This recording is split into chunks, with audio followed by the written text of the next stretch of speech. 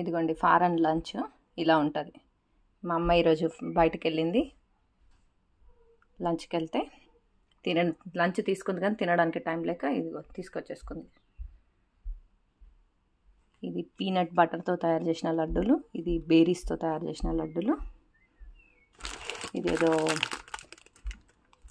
బ్రెడ్లో ఒక type of curry పెట్టినట్టు పెడతారు, అంత మనలాగా అంత మంచిగా ఏమి ఉండదు.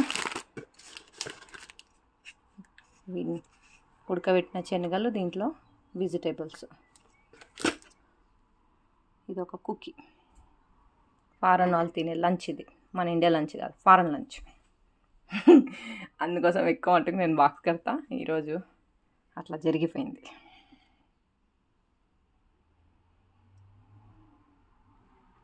మన ఇండియన్ లంచ్ నచ్చిందా? ఇండియన్ లంచ్ బాగుంటుందా, ఫారెన్ లంచ్ బాగుంటుందా చెప్పండి ఫ్రెండ్స్.